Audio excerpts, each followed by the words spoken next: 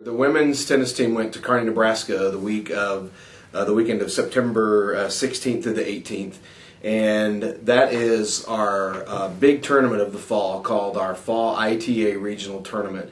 It's run by the International Tennis Association.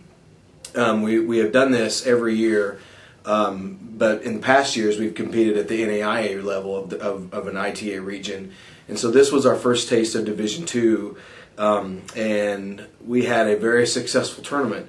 We had 4 singles players in the round of 16, and then we had 2 doubles teams in the quarterfinals. And I'm sorry, 2 doubles teams in the semifinals of that tournament. And then our doubles team of sophomore Paula Peters and first-year player Katie Lambauer ended up winning the tournament.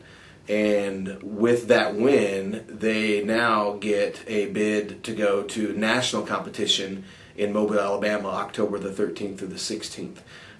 Very unique in that William Jewell is in our provisional year, that no other sport gets to qualify for a national tournament this year. But since this is governed by the ITA and not the NCAA, that gave us the chance that we get to go. How can we compete in something outside the NCAA? Well, it's very unique for tennis because tennis has a governing body called the International Tennis Association, and they have done this fall tournament ever since I can remember. And what's really neat about this particular fall tournament is it brings together Division II, Division III, NAIA, and junior college all at one tournament.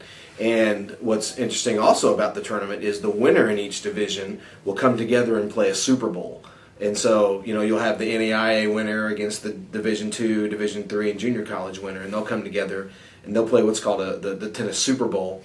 And the winner of that will then get to qualify for the National Indoor Championships held at Ohio State University with Division I schools. And so, from what we have always been told, tennis is the only sport that does this in college athletics, and it's very unique and it's very interesting, and it's also it's an honor to go because you're only 8 doubles teams from across the country go, and only 8 singles players. So that to know that we're one of the 8 that got that qualifying bid and earned that qualifying bid is a huge honor. Yeah, we've had a really outstanding fall up to this point. The men competed in a tournament in Marshall, Missouri a few weeks ago, and we have typically struggled a little bit in that tournament, and we had outstanding results for our men's side. We had 6 players that won their singles flight and 3 doubles teams that won their doubles flights, including sophomore Shane Giannetti. He won the #1 singles flight, defeating the #1 player from Graceland University. And that's the first time since I've been a head coach that we have won that #1 flight there at that tournament.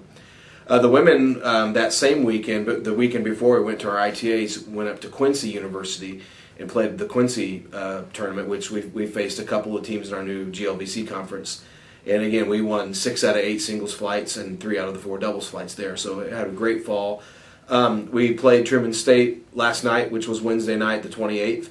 The women won 6-3 and the men lost 6-3. So had a really good fall, and we leave today, today Thursday, we leave for our ITA tournament in Nebraska again. This time it's the men's team that's going, and I think we'll have a pretty good chance to have a couple players seated, and hopefully when we get back, maybe we'll take one of the gentlemen with us to nationals as well.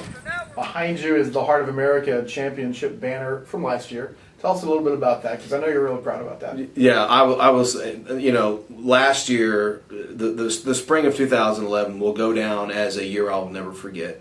The women's team was the most focused and most driven team I've ever been around in the history of playing and in the history of coaching athletics. That team, from the day they stepped foot on this campus in August of 2010, it was their goal to bring that banner home.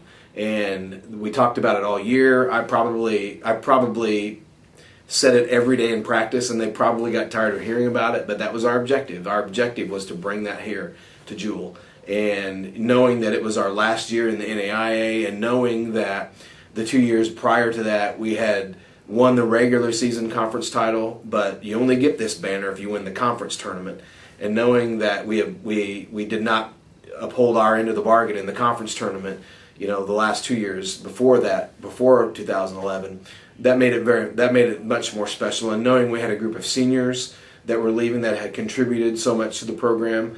Knowing that they got to be a part of that was something very special.